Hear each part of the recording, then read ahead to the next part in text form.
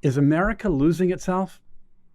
Millions don't care and don't even know what goes into making America tick. They don't think of themselves as citizens, maybe just as residents of the state where they happen temporarily to live, and merely residents of the nation that secures their well-being and liberties. Because citizenship means nothing, borders mean nothing. Is this situation sustainable? We're going to discuss these questions and more during today's episode of Independent Conversations. Hello, everybody. I'm Graham Walker, coming to you from the Independent Institute here in Oakland, California. We're just across the bay from San Francisco, and our mission is to try to equip the citizen, yes, the citizen, with serious information, evidence-based commentary, and from a perspective that is independent and perhaps atypical in our era. And to discuss this question of citizenship today, it is really a pleasure to have with us Victor Davis Hanson from the Hoover Institution, who has written the book on the subject of citizenship. Welcome, Victor Davis Hanson. Thank you for having me. It's a pleasure to have you. I've got a copy of your book behind my right shoulder here, The Dying Citizen. We're going to come back to that in a minute. But first, if you don't mind, Victor, I want to brag on you just for a couple moments. So okay. Our friends know, they probably know who you are. They see you on TV all the time. But maybe some of them don't know that you are the Anderson Senior Fellow in the Hoover Institution.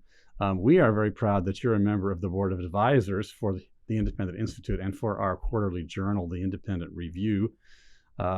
Dr. Hanson is a classicist. He has won the National Humanities Medal, the Bradley Prize, among other things. I think you are the author of hundreds of articles and reviews and editorials on things, among them including Greek agrarian and military history and essays on contemporary culture, all of which are worth reading. You wrote a book called The End of Sparta, another one that's on my list to read, Makers of Ancient Strategy, From the Persian Wars to the Fall of Rome. And your latest book, as I mentioned, is called The Dying Citizen, How Progressive Elites, Tribalism, and Globalization Are Destroying the Idea of America. You are also a native son of California, and I believe that you're coming to us from your family's multi-generation farm in the Central Valley. Is that right? Yes, I am. Yeah. In other words, I think you exemplify what's increasingly rare today. That is to say, you're rooted in your place. Yeah. Your family is from there, you're there, your history is there, you continue from there. Not unlike myself, also a native son of California. And having a sense of loyalty to California is a pretty rare thing these days. I don't meet many people who feel that way about California. But California makes it hard to stay here because they have this odd combination of having the highest basket of taxes in terms of sales, gasoline, income, taxes, and some of the worst return on it in terms of how their state ranks in infrastructure, education, crime, etc., right. Business climate. So we're squeezing out the middle and becoming a feudal society of the very, very wealthy along the coast, and everybody else who's mostly lower middle class, if that, in the interior. People don't realize that they think of that as the pattern of America as a whole, but very specifically California. We've got these two slices, and they kind of run vertically, one on the left, one on the right, if you're looking at the map. I think people don't understand that California is kind of a model. It is in so many ways of what the United States becomes. So I hope everybody listening learns from us in the negative. Don't follow. Yeah, well, exactly. Don't follow our example. Please don't do it. Don't do it. I mean, we're here, as I said, in the shadow of San Francisco, and I love San Francisco, but it has been an example of some of the worst decisions. So here at the Independent Institute, one of my personal slogans is "Stop the spread." Stop the spread of pernicious ideas here where they get going on the West Coast. Yeah, I kind of look for. I was watching Vertigo the other day, which has some pictures of San Francisco's downtown in 1950, and I was noticing that people were very well dressed. The streets were immaculate, and the shops were just immaculate, and everything was very peaceful. And that was what I remember in the 1960s. And yet I went there recently, and it was out of, I don't know what to say, Escape from New York, or some type of 1970s Armageddon movie. Oh boy. Yeah, well, I was growing up in California too. My father always reminded me that, when you go into the city to do business in San Francisco, you always wear a suit and tie. I think that has kind of changed. Yeah, I think that's been gone for a half century, It's been gone. at least. And looking further back, San Francisco, I'm going to get to your subject in a second, but we're talking about our state. San Francisco actually was for a long time, some generations, the great conservative city of the West. I remember that. George Christopher was mayor, and those were the days where Christopher was a moderate Republican and Sam Yorty was sort of a moderate, I guess what it was, a Democrat Republican in between in Los Angeles. And those were the days before Reagan even before Reagan. And then, of course, looking further backward generationally, San Francisco was the first city in the West to have the grid of streets that looks like, New York. It was the place of the museums, the art galleries, the churches, the banks. I can remember the libraries. As a kid reading Look magazine about all the puff pieces on the LAX airport. It was ahead of its time. And then the LA freeway system with the clover leaves, the tripartite UC State College and Community College educational system was a model for the country. Everything was a model. And then we kind of ruined it. We took our inheritance and squandered it, or whatever. It's a shame. Yeah. And as I say, very rarely do I meet people nowadays who even might say or think, I'm a citizen of California. I never hear anyone say that. And so that gets us to our subject today, citizenship and the fate of it. You're kind of gloomy on its prospects. Let me take you kind of toward the depth of the problem, if I could begin there with you, Victor. You say in your book, The Dying Citizen, that history is mostly the story of non-citizenship, and that citizenship came quite late to civilization. So can you, before we get back to contemporary America or California, can you tell me how did citizenship emerge in the ancient world, which was, after all, largely characterized either by dispersed tribalism or by concentrated imperial despotism? How did citizenship emerge back in the ancient times? We have some idea because Aristotle had some sources that we don't have, and he wrote about that very topic in the Politics. And then we have archaeological remains, epigraphical. And it seems somewhere in the 8th or early 7th century, say 700 BC, 750 BC, only in Greece and not elsewhere, there appeared these polis, these city-states, and they came out of the Dark Ages under population pressure.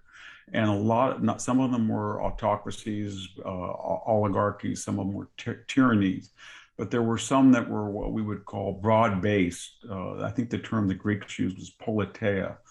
They had a constitutional system, and when you read about them and what people said about them in the oral tradition by the 5th and 6th century, there was a sense that constitutional government and citizenship came to protect property, that people who farm vines and olives that have a lot of investment wanted to have title to that property, and they wanted to pass it on to their children through inheritance laws, and they didn't want it confiscated or expropriated.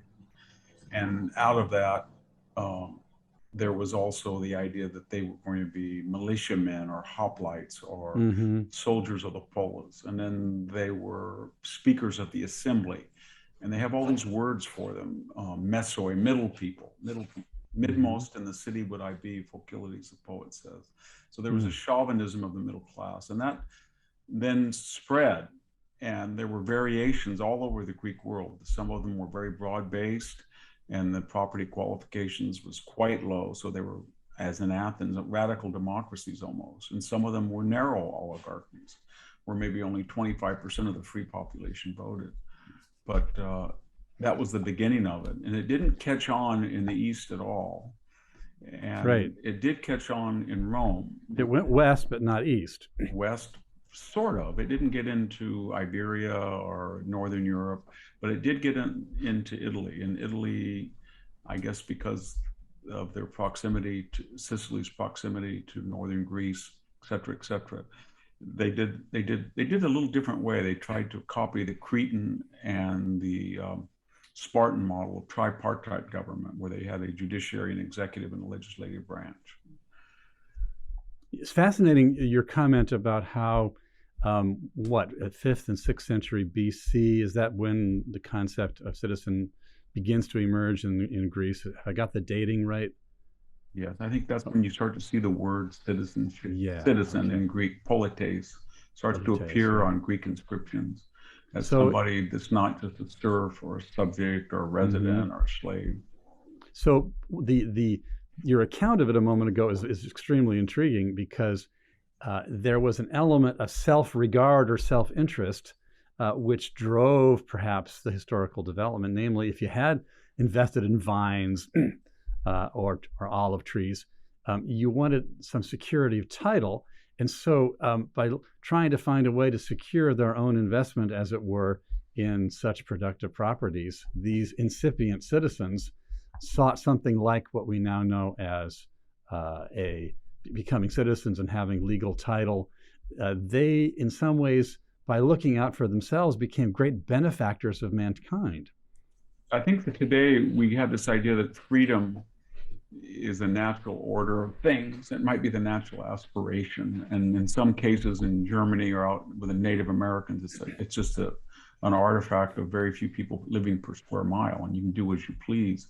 But the idea of liberty, the ability to live in a congested area with people and then protect an individual's rights, that was new. And that followed, I think, from concerns about property, and it does everywhere. We kind of deprecate property. I think Mayor Fry in Minneapolis said that when they burned down the police precinct, that was just mere brick and mortar. Or I think it was Nicole Hannah-Jones, the architect of 1619 Project, said, destroying property is not violence. But actually, in our own revolution, it was the founders' insistence that the property that they had acquired and the capital that they had should not be subject to taxation without representation that prompted this revolution of our own. So property and the ability to keep what you've earned on your own is a very powerful and the most powerful stimulus for constitutional government, at least historically. You note that the development of the sense of citizenship always entailed a kind of pushing toward inclusion and some tension between who was and who wasn't included as citizens. For example, I was very struck that you said, it is certainly no accident, I'm quoting you, it is certainly no accident that in democratic Athens, the heroes and tragic title as well of most of Euripides' plays were women. Alcestis and Andromache, Andromeda, Antigone, Hecuba, Helen, etc. You note that the playwright was thereby in some ways tweaking the fact that these notable heroic women were not fully included as citizens. There's always that tension, apparently, even in antiquity. Yeah, and there's also complaints in the Socratic corpus and also in comedy that although only male citizens could vote, they were heavily influenced by their marriage partner, that females who ran the household or children even had input into this. So although technically under the law they could vote, they saw themselves as representative of a particular family consensus often.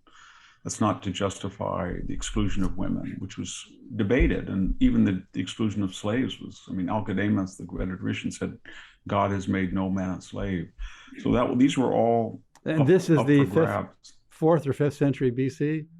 5th and 4th century BC. But once you blow up the idea that you have a divine right of kings, or it's going to be a hereditary monarch, whatever that is, and you start to elect representatives and the people, it's by definition innately an expansionary idea. So bitter reactionaries like Plato would say, you know, we're going to get to the point. He has Socrates say, I think in the Gorgias, we're going to get to the point where the dogs and the donkeys will vote. They won't be happy until the dogs can vote, because it's the idea that Aristotle had a really good point. He said, once you say that everybody is equal politically, then they want to be equal in every aspect of their lives. And that means economically, in a sense, and we're seeing it today, and a quality of result rather than of opportunity. The tension there is fascinating, because to hear you remind us that in 4th or 5th century Greece, the claim was made that by nature no man is a slave. It rings in the ear. It sounds like something that would have been said much later, but it was actually said much earlier, illustrating what I think is Western civilization's very unique capacity for self-criticism, starting at that time. They were very self-critical and critical conscience. And remember that really slavery was not based in the majority of cases on race. It was based on conquest or bad luck, being born to a slave or being in the wrong place at the wrong time when a city fell or you survived a battle. That made it very insidious because it was not burdened with any pseudoscience of racial inferiority or superiority. So if you were a slave, we have people, it's not just Aesop that were slaves, but people of different backgrounds. Plato reportedly was enslaved for a brief period. I don't know if that's true or not, but the idea was it was insidious. So it was an equal opportunity misfortune. So if you had a slave, for example, who was tutoring your kids in geometry, and you said, well, this is not fair. He's smarter than I am and my kids. People would just say, well, he's less fortunate.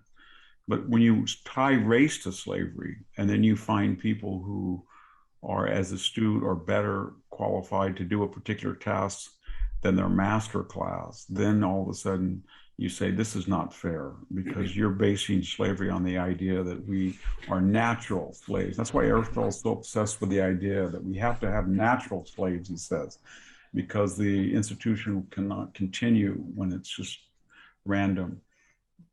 There's no moral justification. And so once you try to create a moral justification, then that justification becomes fallacious when it can't be proved that one race is particularly innately better than another. What was the fate of citizenship in Rome?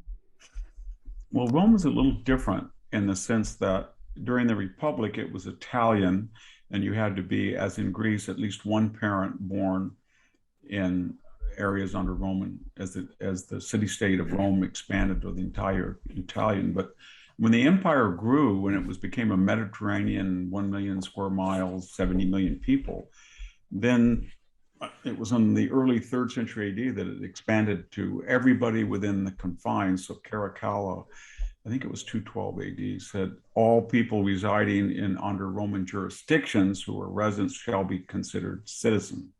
And that's because there were so many, the Romans discovered that when you have a large portion of the resident population that is not citizen, that are not citizens, and that was part of the problem with the Greeks. It was very hard to naturalize citizens. But when you have a large, you lose revenue and you lose allegiance and solidarity with the state. So they would constantly try to incorporate people and bestow them citizenship under certain requirements if they supposedly knew some Latin and they had lived there for a particular length of time. So this kind of moves us toward things that have echoes in our day. Yeah. Is the possibility of citizenship, is it infinitely expandable or not? And in your explanation, it seems that there's a kind of a natural place where citizenship works, before which it doesn't work, after which it doesn't work. Is citizenship infinitely expandable? It is, if there are certain guidelines or historically proven protocols that the state follows, and that is that allowing immigrants to come in, it should be a measured number and qualified by the number that you can assimilate and integrate or intermarry rather rapidly, 1 or 2 generations.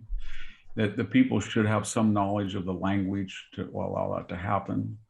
That it should be diverse, so that you don't have people coming in from one particular area or speaking one particular language, then that they form enclaves. We've had that in the past in America with Eastern European or German immigration or Irish immigration, but they were one-time things because they didn't have a contiguous border with the United States. It wasn't constant.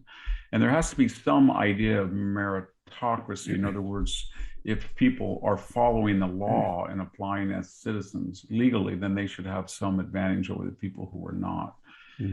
Except, or if somebody has a PhD in nuclear engineering, obviously you might want to prefer that person because he would be less of a hindrance, ideally, than other people. But when you have everybody coming from one area and from one large group, and they're doing so illegally under illegal auspices. And most people do not have a high school diploma or skills that will allow them to be self-supporting in a very competitive society. Then you're, by needs, they're going to have a large social welfare entitlement cost for those citizens. And so, and I think that's where we are now today.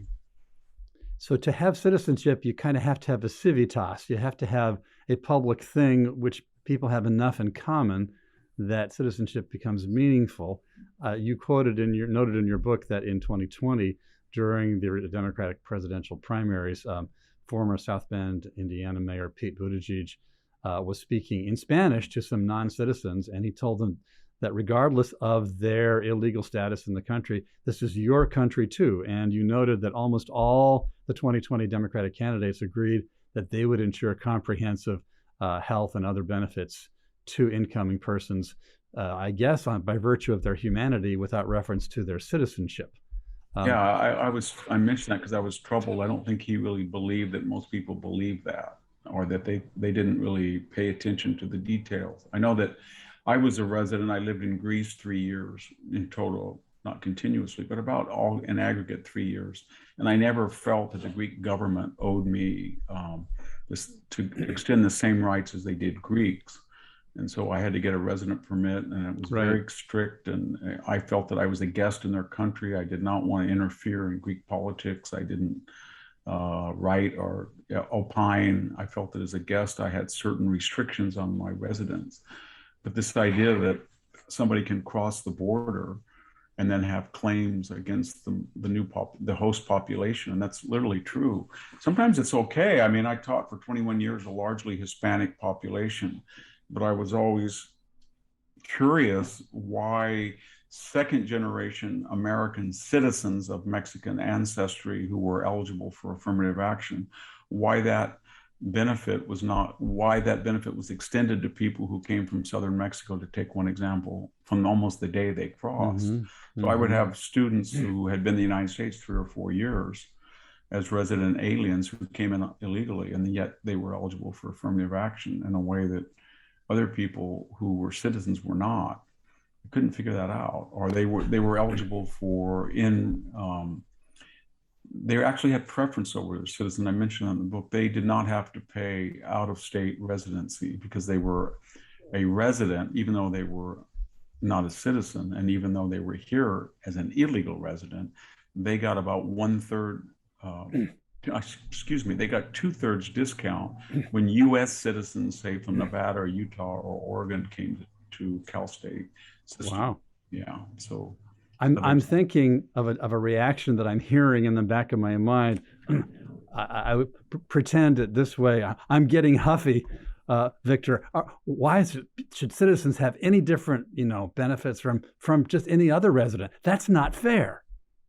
Yeah, well, life's not fair, but the point is that for you to maintain your customs and traditions and that tenuous chain of generation to generation, link,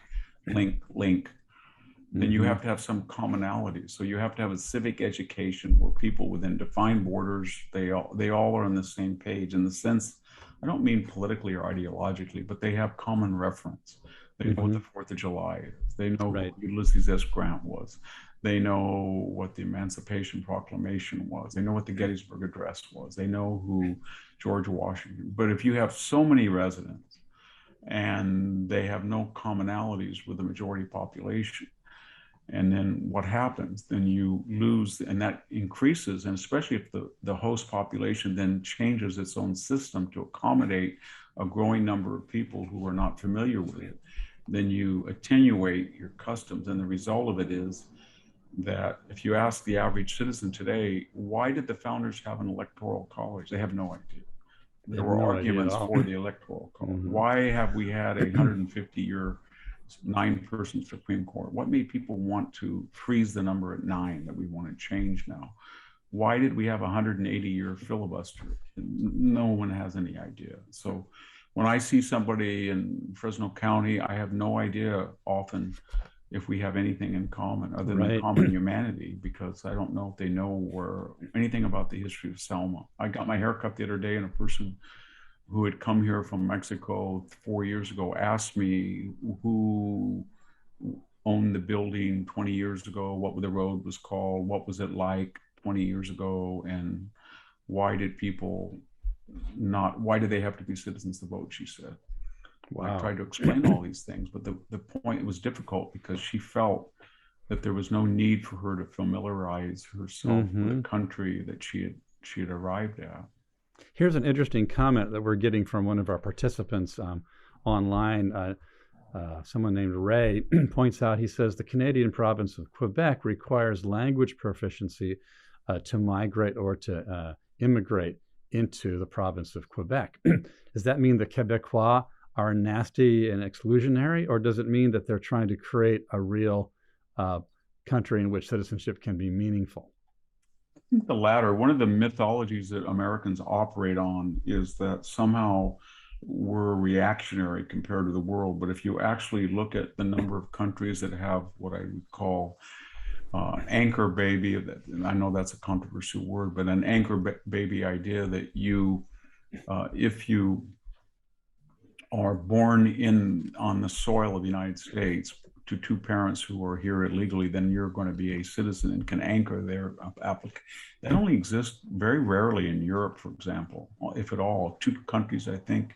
And the idea that the host puts restrictions or responsibilities or requirements, I think the United States asks the least of any country in the Western world. It really does. I mean, we have no background checks at all, and the 2 million people that this fiscal year have come across the border, especially in that time of pandemic. We don't ask them if they're vaccinated. We don't ask them if they're testing positive for COVID. We do ask citizens, 4.5 million of them in the U.S. military and the federal workforce combined, that they must be vaccinated. Why? I don't know, when we allow people, 2 million of them, to walk across the border without that. That's another example of making it more burdensome or more difficult to be a citizen than a non-citizen resident. Yeah, that is kind of stunning. And of course, I also worry that those who wish to come to the United States, and of course, I welcome them, not only are they not required to have those kind of add to those qualities, but also sometimes our own education system teaches them, assimilates them, not to a view of what makes America tick, but to a view of why America is especially toxic or pathological. When you bring millions of new immigrants in and the education system is designed to alienate them from their new host nation, you almost have a recipe for disaster. Yeah, you do. And it's all curious because you want to know, either in the mind of the immigrant or the mind of the host, if that were true, then why in the world would we have more immigrants than all the rest of the country each year combined? What does somebody where I live, most of the immigrants come from Oaxaca State. If somebody is from an impoverished Oaxaca State, and I know a lot of them that are, and they tell me that they did no respect in Oaxaca from state authorities. It's a very racist society in Mexico. They're indigenous people. They're mocked if they don't speak good Spanish. Many of them have an indigenous language, mixotec type of dialogue version of Spanish, if at all related to Spanish. And they feel that the bureaucracy is corrupt. And so they come here, and everything seems to get much better for them very quickly. And yet they're told by the host that it's just the opposite. So I don't know whether the host is so leisured or affluent, they feel guilty and they want to fault their own society, or it's sort of a virtue performance that they go through the motions, but they themselves would never want to go live in Oaxaca. I don't know what it is, but it does seem that it's kind of a curse of Western civilization that when you combine market capitalism with constitutional government, you get a degree of affluence and freedom that's very hard to teach people where it came from and how it is to maintain, and how aberrant it is in the world. And you have to appreciate it and cultivate it. And so that's why we have all these books called The Suicide of the West, or The Destruction of Western, The Decline of the West, or The Fall of the West, because they see they look through history at Greece and Rome and the Florentine republics and the Venice Republic, and they say, did they have any idea Mussolini was in their future? Or they see the German Republic, did they have any idea Hitler was in their future, et cetera, because it's not given that this very tenuous and fragile system is going to continue as it is. It sounds like you're saying, Victor, that if we had a world of open borders, a world in which one was really not a citizen of any particular local bigoted country, but instead just a citizen of the world, that it might not work out that well. But for some people, that's the utopia that they envision. I'm a citizen of the world, no borders anywhere, everything free flowing. That's an ancient idea. Socrates said he was a cosmopolites, a citizen of the cosmos. But Diogenes did too, and Alexander used it for propaganda. Brotherhood of man, he said. He was going to unite all the peoples. And we know what Napoleon said, and the EU has said it. It's usually groups of people in free societies that, for a variety of reasons or naivete or political advantage, whatever it is, they feel that they can weld their system to a global system. But the problem with it is that we have 190 nations today, and only about 45%, I know some people say it's 50, but it's about 40 at best if you talk about truly democratic societies, are consensual. So we are going then, as Anthony Blinken, our Secretary of State, did about 6 weeks ago, invite the UN Commission on Human Rights to adjudicate whether we're racist, when in the past members of that commission have been China, Russia, Iran, unbelievable, North Korea. So that's a problem when you turn over American sovereignty to international groups, and it's very worrisome that it's always elite driven, people who have escaped the necessities of daily living, the Davos crowd. They're engaged now in something called the Great Reset, in which they say, I think Klaus Schwab wrote a book, COVID and the Great Reset, saying that under this emergency, we have to have uniform global rates of taxation. We've got to have diversity, inclusion, equity, czars on all corporate boards worldwide. And we have a diversity, transgender, all of these issues that are very controversial shall be imposed worldwide. And who are the people who are talking like this? It's the corporate elite, the intellectual elite, but they're not elected. They're not right. They're not and responsible. You call them post-citizens. Yeah, they are post-citizens. They feel that they moved or transcended citizenship. They have no allegiance. So if you went to somebody in Davos and you asked them, an American who was visiting Davos, let's say he was from Cambridge, Massachusetts, or Palo Alto, so Davos pretty well. Do you know Paris pretty well, or London, or Shanghai? They'd probably say yes. If you said to them, do you know anything about Sacramento, California, or Bakersfield? Or Bakersfield, yeah. 200 miles from where you live? No, they have no interest. And that was clear by our policies that sort of hollowed out the interior of the United States. And so a lot of globalism is a euphemism for the spread of American capitalism, and then the naive follow-up where they're going to harmonize politics and culture in the age of, they think it's possible because they have access to cell phones and the internet and just global technology. They think you will unite people, as if, when I go overseas, I think I've been to every Arab country except, well, I haven't been to Yemen, but when you go there and you see somebody with tennis shoes and a University of California t-shirt, and he's got a cell phone, he says, hi, yeah, or okay, that superficial similarity does not mean that he necessarily believes in constitutional government, right, or freedom of speech or equality of the sexes. But a lot of people make that mistake, that superficial cultural affinities, right, are the same as political affinities. You said in chapter 6 on Globalists, this is from page 272, it happened to just jump out at me, Victor. You say, so globalization, while not new, is hardly history's norm. Its transnationalism is less natural and requires more violence, not less, to enforce its inconsistencies and paradoxes on too many different restless peoples. So this goes against the grain of so many people I know who would say, well, it would be a utopia if we just had a borderless world. Everyone was a citizen of the world. There'd be less violence. We'd all get along. But you're saying that to make transnationalism work requires more violence. This is an interesting thought. Explain. If you read 1984, the vision that Orwell warned us about was, I think there were three countries in the entire world where Oceania, East Asia had aggregated all of these countries in together, and they were to to get that aggregation, they had a level of thought control and intrusion to a person's personal life to make them conform to a very unnatural situation. So if under that scheme, if from Chile all the way up to northern Canada, we were all of one country, what do I have in common with somebody in Santiago or somebody up in the Arctic Circle? My humanity. Yeah, well, I think a long philosophical tradition said that humanity can be a very scary thing. And so we don't have any common traditions. We have no way of knowing whether these people believe in constitutional government or not. So it's the more that you expand the number of people, the more work it takes, especially diverse people. So that's why their ideas of borders are very important. When you hike over in Greece, and if you go from Argos to Sparta or Thebes, to take two examples, into Athens, you can see where the ancient border was. There's usually towers, etc. But the thing that strikes you is the land is very poor.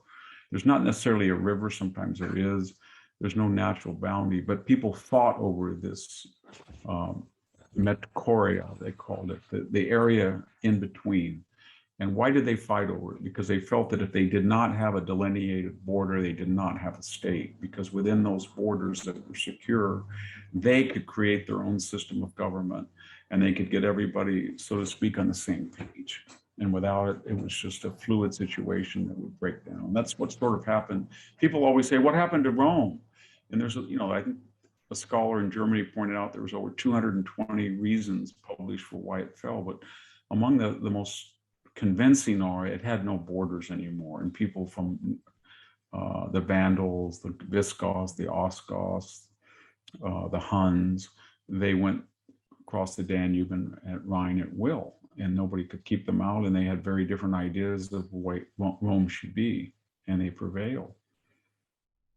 We have someone with us on the call who made this interesting comment. Gina writes to me on our chat box here. She says, I found it very disturbing when on the State Department website, an American Foreign Service officer said she was raising her children to be, quote, citizens of the world. Yeah, it is scary. Barack Obama said that, remember, in his Berlin speech when he was running for office. I'm an American, but I'm a citizen of the world. I don't know if that's just a banal thing to say that he meant he was a common human, but if he meant that he was a citizen of the world, I surely do not want German law here in the United States. I've been to Germany a number of times. It's a much more intrusive type of government than our own. With historical precedent for that. Yes, with historical precedents for that. And so usually people who say they're citizens of the world have certain things in common. They tend to travel a lot.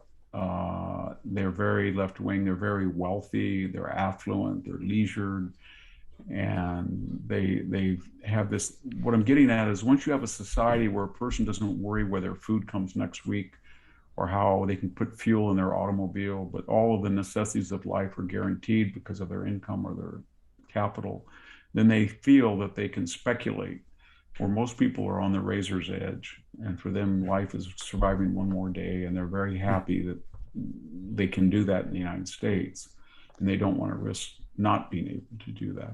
So in other words, it's those with a certain level of wealth and insulation from reality have the luxury to indulge in the fantasy of a borderless utopia. Yeah, they do, and you can see it even on related issues, defund the police, and we're starting to see that in these areas, mostly in blue states and mostly in affluent areas, Portland, Seattle, but particularly Los Angeles and San Francisco, when you defund the police or you consider felonies mere misdemeanors, or you don't arrest people, or you don't indict them, or you don't incarcerate them when they're convicted, then you send a message that crime is not a very big deal. And as long as it affects the poor, nobody's spoken out. But just in the last 3 weeks, we see these high-end stores in Walnut Creek and Beverly Hills looted. We see a very prominent socialite African-American woman in Beverly Hills murdered. We see college students around in Philadelphia, a Columbia student in New York killed. We see a private party in Pacific Palisades raided. We see LA celebrities and athletes followed home in their nice, prestigious cars. So then there's this sudden thing, well, this wasn't supposed to happen to me. I'm left wing. I'm the architect. Why would a criminal pay back my liberality with danger and violence? And the answer is they're human. And right. There's a large number, and there always will be a large number of the criminally intended, that if there's not a deterrence in society at large, they're going to take advantage of the weak and the vulnerable. Is that called getting mugged by reality? Yeah, it is. You said at one point, when residents and citizens are equally Americans, then the place called America itself, in a sense, no longer exists and becomes a fantasy place, a no place, even a dystopia. I think there's parts of California that are that way today. I could, within a 40-mile radius of my home that I'm looking out the window now, I could go to areas where the English language is not spoken, where all the stores' signs are in Spanish, where most of the population is not speaking English on the street, and where the customs and traditions are very different than the United States, within the United States. And I can tell you that when I was a little boy, I went to Kingsburg, California. It's a little community. It was a very Swedish community. And most people spoke Swedish. My grandfather would take me in the bank and he spoke Swedish. But there was a sense that that was a doomed idea. And if you all wanted to buy an old Volvo, or you wanted to buy Electrolux vacuum cleaner, that was quaint. But Sweden was not going to endure.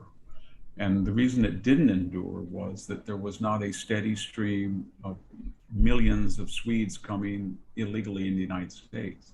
It was very hard to get in the United States. You had to have money to get here. You had to assimilate. You had to learn English. There was no state entitlement. And so a lot of people felt very different. They didn't want to recreate Sweden. And there was a sense that the poor from Sweden, who I think my grandfather said his father had farmed rocks. That's all there was in Sweden, was cold and rocks. And he came to the San Joaquin Valley of California and he said it was paradise. There were no rocks and the weather was perfect for farming. And he was so happy to be here. And of course, he fought in World War I. He was gassed at Bella Wood and was an invalid for a lot of his life. And he inculcated that idea, I think, among his children, my parents, that we're very lucky to live in the United States, given the alternative. You don't have to be perfect to be good. Yeah, exactly. One of our viewers just sent me a note saying, why shouldn't citizenship have rites of passage similar to other life events, baptisms, marriage, etc.? Immigrants who passed through Ellis Island spoke of the process with pride, he notes. Yeah, they did. What's really worrisome, in addition, is that there were a number of differences between a resident and a citizen. We're not talking about the early frontier when there, it was just, there was not very many people. There wasn't law. The marshal was in the next province. But what I'm getting at is that it used to be very clear that if you were a citizen, you alone could leave or enter your country without restrictions. And now I think if I left my passport coming into SFO on a plane, I wouldn't get out that day. But you can cross the southern border pretty much with impunity if you're a resident. I think it used to be true on the federal level, it still is, that you cannot hold office and not vote. On the state and local level, you can now vote in many jurisdictions if you're not a citizen. And there are people who are clamoring to have people hold office at the local state who are not citizens. We've known from court rulings that you don't have to be a citizen to receive welfare payments, entitlements, etc. Military long ago allowed people to be not just residents, but illegal residents. And so you can be an illegal resident, as I said earlier, and qualify for a tuition discount at a university in California, public university. So I think we're basically down, to tell you the truth, with one distinction, and that is in national elections and in national offices, only citizens can participate. And I think that's going to be attacked. That's been federal law, but we'll see. Yeah, how will that stand? We're going to find out. In your chapters 5 and 6 about evolutionaries and globalists, you narrate some of the things that these advocates of essentially post citizenship, that these advocates are pushing for. So, for example, you mentioned that both the Electoral College, the elimination of Electoral College and ranked choice voting are tools of evolutionists, as you call them, to further efface the constitutional system.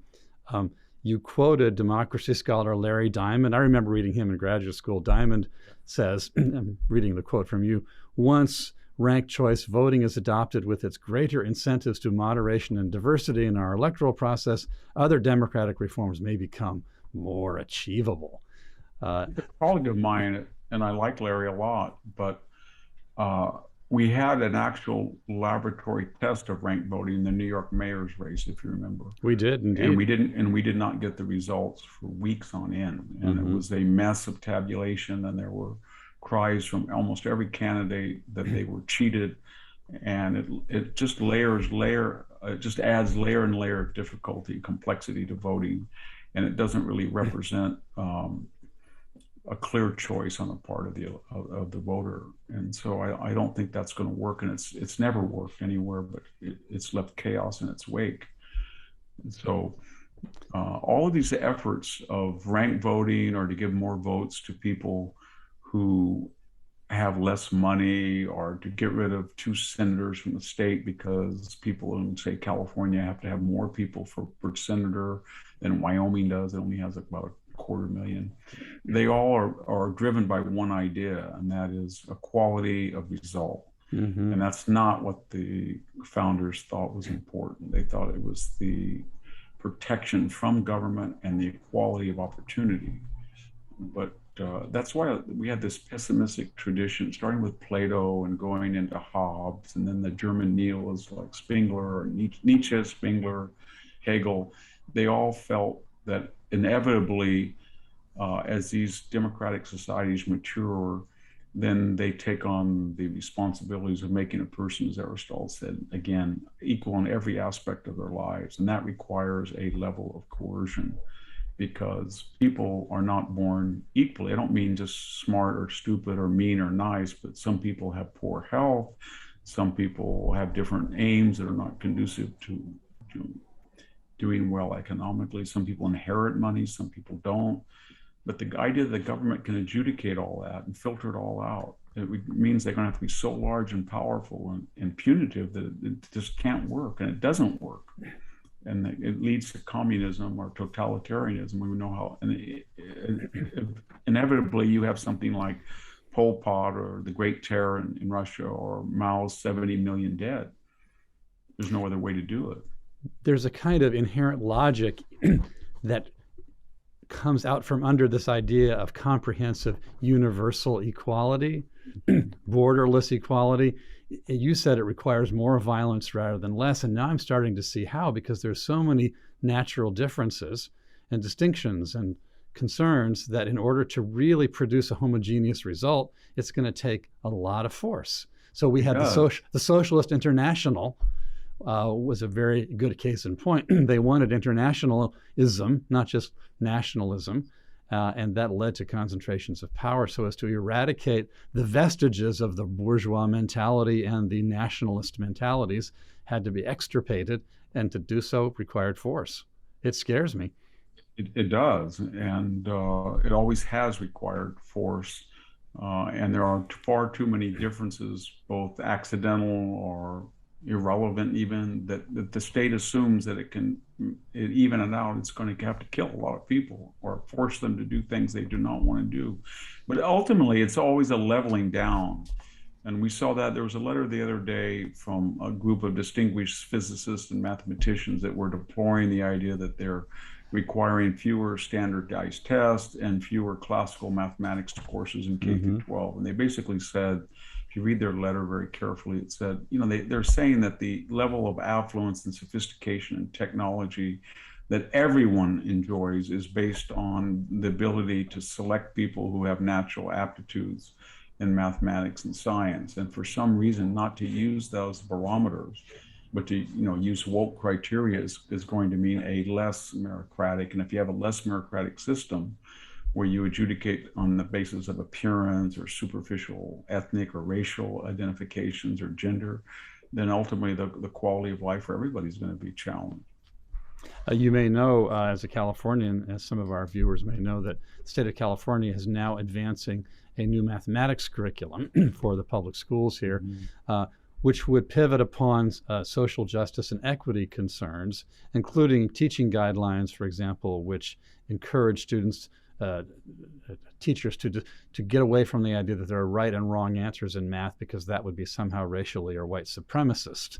And so we've actually got an open letter signed by 1,200 mathematicians and technology people here in California, academics represented by some 62 institutions, trying to resist this new woke mathematics curriculum, because if it were implemented, it would disadvantage most greatly those who need to move up in the world by mastering the hard science of math.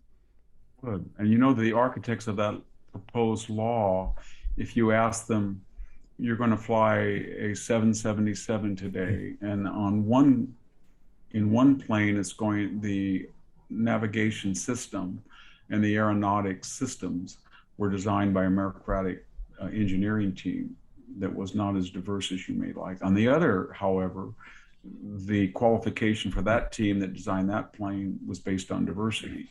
Which would you get on? And most of the people would get on the plane that was meritocratic. Yeah, exactly. And the common good is far better served in that way.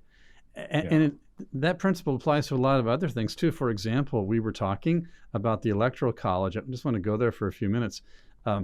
People's objections nowadays, at least among the post-citizen global type thinkers, their idea is that, well, somehow the only thing that's really fair is for everyone to have the exact same amount of input.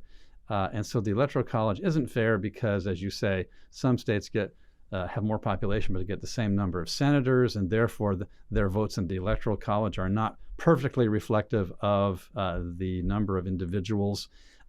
Failing to see, I think, that the Electoral College actually is designed to serve the common good and justice through stability by stabilizing the voting system and representing other factors other than simply majority whim. So the Electoral College, in effect, represents history, does it not?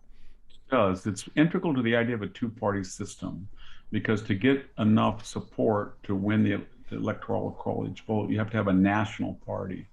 And that means you can't be a regional party or a local party. So we don't have, like Europeans do or the Israelis do, 30 or 40 parties. We have Thank goodness. Yeah, and we get a pretty clear result pretty quickly. We don't have, as Israel did, forming election after election after election to get a recent majority.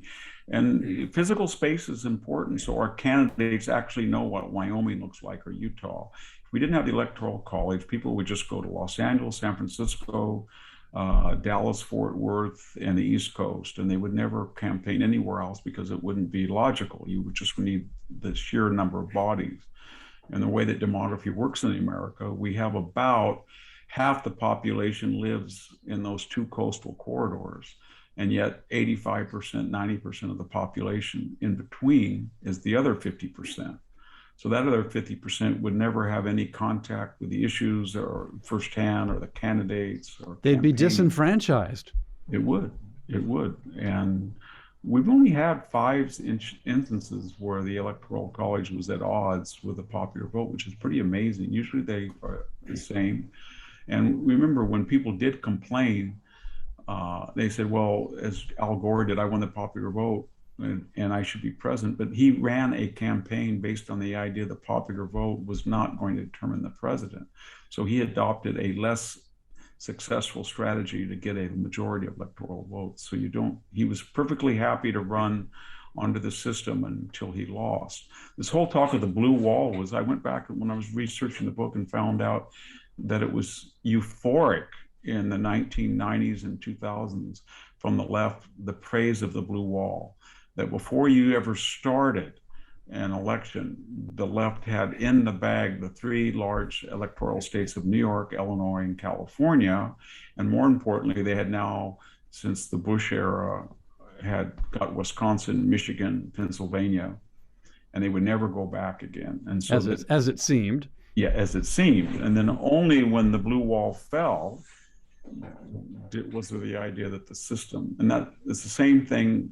We never had a movement during the Warren Court to pack the court. Nobody on the left said, I don't like Earl Warren, we got to get 15 justices. Or nobody said, when there was a supermajority in 2010 of senators, we have to let Washington, D.C. and Puerto Rico in so we can get 4 more senators. And nobody said, let's get rid of the filibuster when Senator Obama was in minority, who tried to filibuster Justice Alito's appointment. It's probably fair to point out that prior to the 2016 election, former candidate Donald Trump had also repeatedly expressed his opposition to the Electoral College. He later discovered its virtues. Yeah, I think he later discovered that was an unwise thing to say. Yeah. Well, now tell us about one last little initiative that's a big threat to this. Some of your so-called post-citizens are advocating nullification of the Constitution. Now, it used to be that our study of American history led us to feel that nullification by states was a bad thing because it had been used to bolster perhaps some bad things, to bolster the position of slavery in the South, at least indirectly. Now we have people advocating nullification through this thing called the National Popular Vote. Tell us a little bit about that and why you think it's a threat.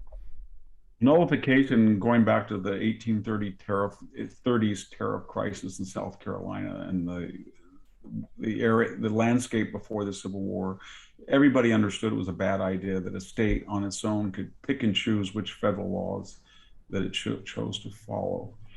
But then what started the modern nullification rule was the left anger over immigration enforcement. And so they decided that individual entities, cities, counties, and entire states could be sanctuary cities, and federal immigration law could be nullified. And they do that today. And so ICE is not contacted and it's not allowed to pick up somebody at the jail. Okay. And then they decided, well, this is a pretty good idea, nullification, forgetting that George Wallace in 1963 had stood in the door of the University of Alabama and said, segregation forever. And I'm not letting an African-American come in here. And I don't care. The state of Alabama trumps federal laws. Of course, they federalized the Alabama National Guard and removed him by force. But the point I'm making is that they thought it was a pretty good idea when they disagreed with federal law. And so the National Voter Compact said, you know what, it's so hard to change the Constitution through the amendment process that why don't we just go to the state legislatures and have them each vote to nullify the Constitution, and follow the national vote and not their state tally. So on a close election, if Ohio votes for a Republican, but a Democrat wins the national vote, then the voters of Ohio have pledged not to follow the winner in their state. And see, the beauty they thought of the system was you only need enough to get 270 electoral votes. You don't need every state. And as I haven't checked the last 2 months, but I think they're about 80% of the way there. They have something like 250 electoral votes now. And so they want to nullify. But notice it doesn't work in reverse. There's some counties in Virginia now that have said, yeah, we're going to nullify federal law, but we're going to do it in such a way, nullify the law, but we're going to do it in such a way that we think it represents the original Constitution. So we're going to nullify Virginia gun law. And then any federal law that we decide doesn't reflect the Second Amendment, we're just not going to follow. So, and the same, I think there's a county, Utah County in Utah, where you go in and actually buy a gun, and the county says, we're not going to even go through the motions of federal gun registration. Wow. And we dare the federal. And there are people who have said it in some of the more conservative states, we're not going to follow the Endangered Species Act. If you're building a warehouse and there's a 3-spotted toad nest by your foundation hole, so what? Just, pour cement over the poor lizard or something. And that's where it's going to end. I mean, the left has to see that they let the genie out of the box, and they're either going to recover it and say, no one, including us, can nullify federal law. or we're going to have a succession, or it's going to continue. We'll see. We've got one of our friends from overseas who just tossed in this nice comment. He says, Professor Hanson, you are gold. So I thought you should just hear that one while we're talking here. Sometimes I feel more like pig iron. Oh dear. Well, I understand. Yeah, you're kind of a voice in the wilderness sometimes on these things, and that's why I wanted to have a chance to talk with you. Maybe we'll let one of our friends who's online here named Judith have kind of the last word, or at least the last question. She says, congratulations for having brought all these aspects contributing to the current scene to light. Why are we all so helpless to do anything about these profound changes in society? Judith asks. Yeah, I think that we forget sometimes that the traditional American is in the majority, and you can see it. I just looked at the USA Suffolk poll. Joe Biden's popularity is about 41%, and Kamala Harris is about 28%, a historic low for any vice president in the modern era. But more importantly, it was the issues. And on all the issues that are controversial, like open borders, critical race theory, the skedaddle from Afghanistan, the inflation, the price of gas, energy development, the left is on the wrong side of the equation, and big time. I mean, they were polling, those issues are polling about 45%, the Biden issues. So why does she have this sense, as I do, of despair? And that is that one thing that Republicans did, or conservatives or conservative independents did, is they fled from the institutions, or they ceded them over to a small, well-organized kind of neo-Trotskyite group. So if you look at where you get your communications, the internet, our Silicon Valley, our social media, or the network news, or the major newspapers, or where you get your entertainment from television or Hollywood, or whether you want to watch professional sports, the NBA, the Major League Baseball Association, or you want to hear a CEO from corporate America, or a Wall Street grandee, or you want to talk to a foundational head. And I could go on, but all of those institutions are controlled by the left, and they have enormous power. If you look at the zip codes by congressional representation, or zip codes by wealth, or wealth by congressional districts, the wealthiest areas in the United States, residents or members of a congressional district, are all blue or left-wing. Fortune 400, I went through the Fortune 400 when I was doing this book, and it was just phenomenally scary how many of the multi-billionaires are left-wing, and their wealth is not from agriculture, construction, manufacturing, timber, mining, fuel, etc. It's from high tech, it's from finance, it's from insurance, it's from media, and that's new. So the left is the party of the very wealthy and the very poor, and it's captured all the institutions by which we can generate influence.